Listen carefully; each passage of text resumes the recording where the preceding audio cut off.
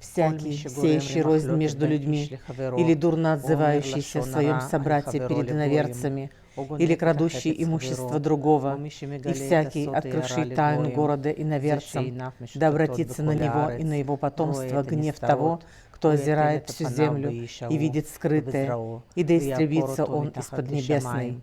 И скажет весь народ: Аминь. Да будет так.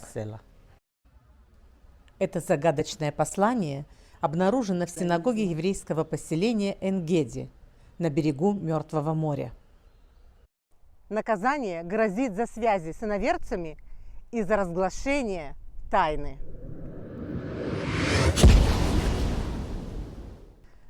Многие историки соглашаются с тем, что речь идет о знаменитом древнем благовонии – о фарцимоне, который изготавливался жителями Эн-Геди и был одним из главных источников их благосостояния. Бальзамовое дерево – растение редкое, а получаемый из него бальзам в те времена ценился на вес золота. И технологией производства этого бальзама владели жители Эн-Геди. По описанию римского историка Плиния Старшего, жившего в I веке нашей эры, это благовоние было двух видов. Опа-бальзам – благовоние самого лучшего качества, и ксила-бальзам – благовоние, как бы так сказать, второго сорта. Известно, что опа-бальзам получали путем надреза коры кустарника камнем, не ножом. Поврежденный ствол фарцимона обматывали материей, которая впитывала сок из раны, и потом этот сок отжимался в сосуд. Ксила-бальзам получали из срубленных веток афарцимона. Из-за уникальности этого бальзама, ведь афарцимон произрастал только в районе Мертвого моря и Ерихона, цена на него была невероятно высока. Не прошел мимо этого источника дохода и царь Ирод. По этому поводу у него даже возникл конфликт с египетской царицей Клеопатрой. Чтобы задобрить Клеопатру, Ирод подарил ей земли у Ерихона, на которых росло это драгоценное растение. И тут же снял их у нее в аренду за 200 талантов в год. Об этом поведал нам Иосиф Флавий. Долгое время считалось, что во время Великого восстания в I веке нашей эры еврейские повстанцы уничтожили все плантации этого уникального растения. Но последние раскопки в Эн-Геди показали, что это не так.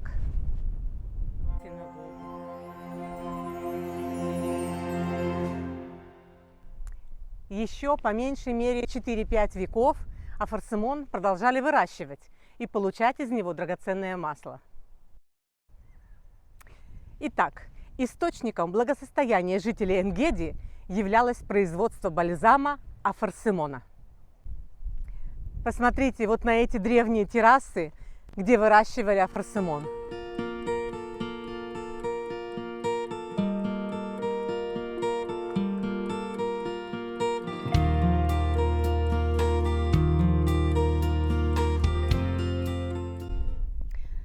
Логично предположить, что, имея вот такие огромные плантации бальзамового кустарника, производство бальзама требовало наличия каких-то производственных помещений. И сегодня мы попытаемся их найти. Вот снизу мы видели каких-то 3 очевидных строения. Мы поднимемся к ним и посмотрим, удастся ли нам идентифицировать их как фабрики по производству бальзама.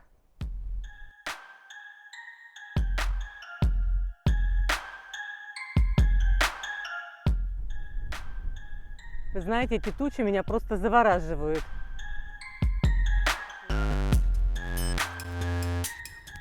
Итак, мы направляемся к первому объекту. Вот это ничего вам не напоминает? Мне кажется, это может быть воротами.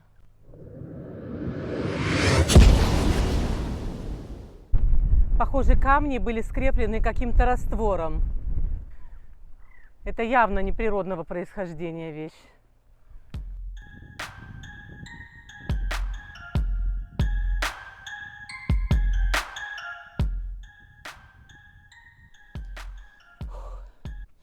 Мы добрались до этого строения, но это не фабрика по производству бальзама. Это оказалась мукомольная фабрика.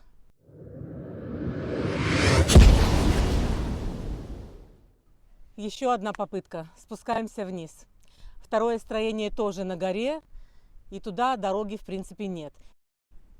Ребята, к мукомольной станции проложен официальный маршрут, который продолжается к источнику Энгеди. Это черная разметка. А нам сейчас нужно будет идти наугад, зная только направление. Надеюсь, что по дороге не будет сюрпризов в виде какой-нибудь расщелины, и мы доберемся до этого строения благополучно.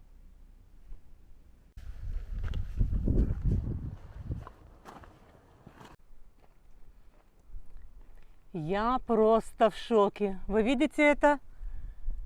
Просто невероятно. Мы видели руины поселения Энгеди внизу, а вот здесь мы видим остатки строений. Похоже, что древний Энгеди был просто огромен.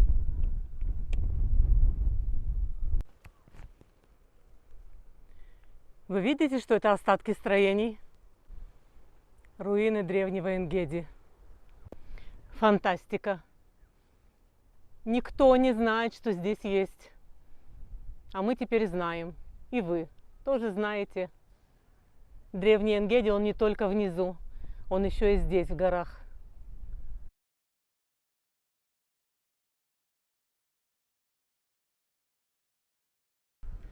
А здесь какое-то русло. Скоро начнутся дожди, и здесь поток воды пойдет.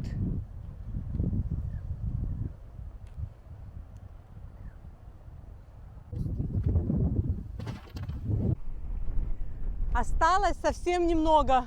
Вот оно то строение, и ветер поднялся просто ужасный. Вот еще немножко, и мы у цели. Остался последний рывок.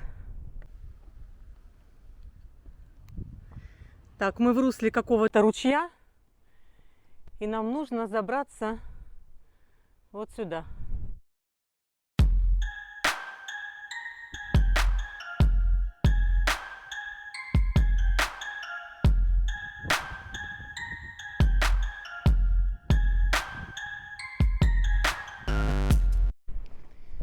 Ой, а здесь уже что-то интересное.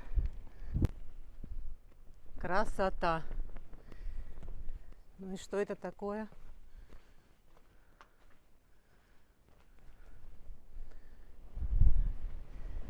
Как интересно. Ой, Олег, слушай, мы нашли это. Ребята, вы видите вот это? Это Голель. Ребята, этот округлый камень называется Голель. Он весит порядка 5 тонн, и им запирали вход в производственное помещение. Изнутри под него подкладывали клин. И при запертом Голеле снаружи не было никакой возможности откатить этот камень и попасть внутрь помещения. Понятно, что таким образом охраняли нечто ценное. Мы обходим здание вокруг. Так, вот это, похоже, террасы. Ух ты, а это что?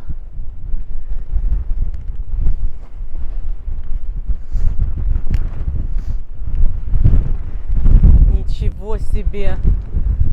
Вау! Вот это наружный бассейн.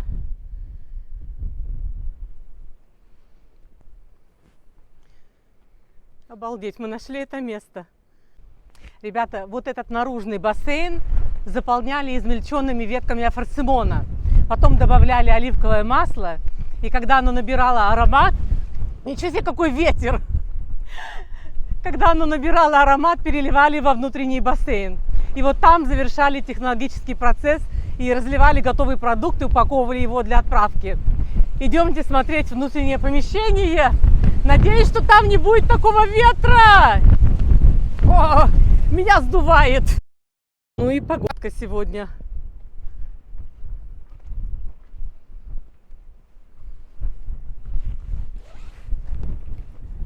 Идем смотреть Голель. Кстати, вот эта стена. Здесь была стена, здесь не было проема, потому что снаружи к Голелю подступиться было нельзя. Это просто двойная стена. А вот там окно, через него этот Голель выкатывался, и подпирался клином.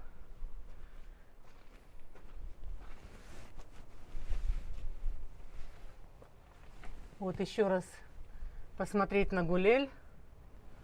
И вот это, похоже, бассейн внутренний.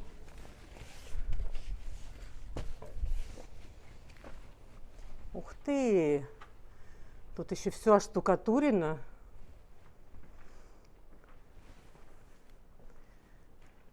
И вот по этому желобу из наружного бассейна бальзам стекал вот сюда. Ух ты, глубоко! Представляете, какой объем ценнейшего продукта?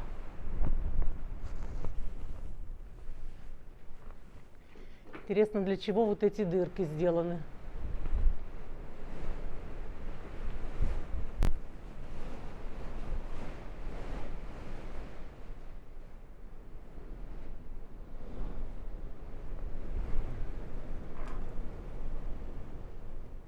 Вот еще какое-то помещение.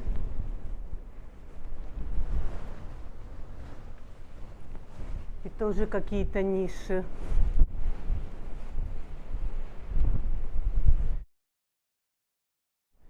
Может быть, в этих нишах и хранился этот бальзам?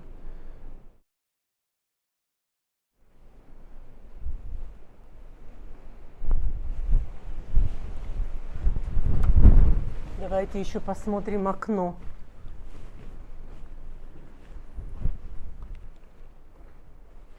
Ой, а вид из окна красивущий. Жалко только, что жители Энгеди этого не видели, потому что здесь была стена.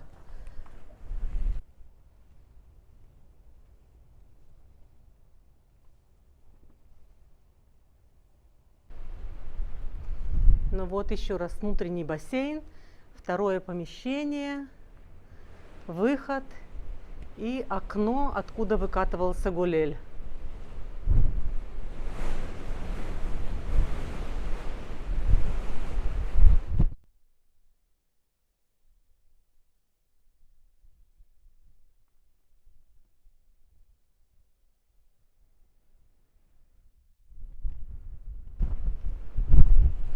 Ну вот это какая-то печь. Что здесь плавили, что здесь варили, я не знаю.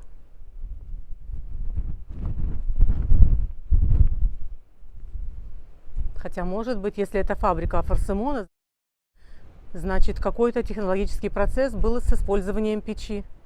Вполне вероятно. Ребята, ну как же мало человеку нужно для счастья. Просто найти то, что давно искал. Сегодня мы это сделали. Надеюсь, вам было интересно с нами. Но впереди у нас еще много интересного.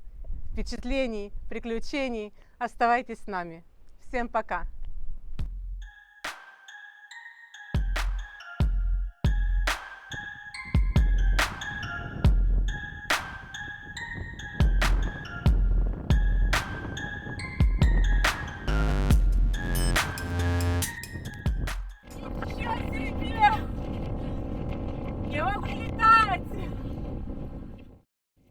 Напоследок еще террасы.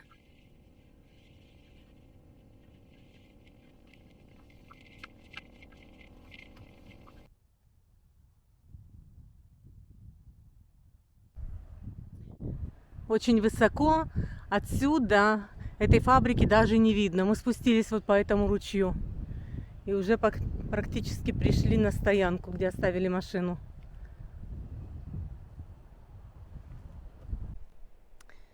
Ребята, ну, любопытство, мое второе я. Мы спустились и решили все-таки пойти на третий объект, потому что еще не стемнело. И у нас еще есть, ну, где-то полчаса, чтобы посмотреть, что вот там.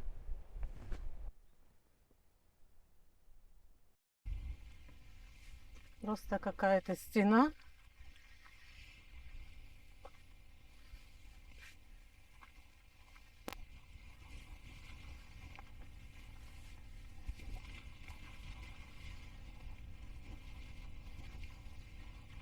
Я не знаю, что это такое. Ну, явно не фабрика.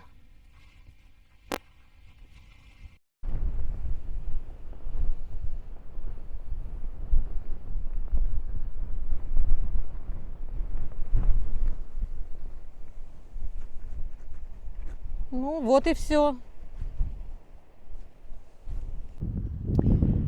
Но вот что мы здесь нашли, так это блиндаж.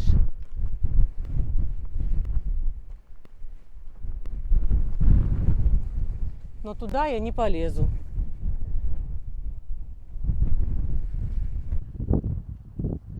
Хотя, знаете, если это не фабрика, то, по крайней мере, это какие-то жилые помещения.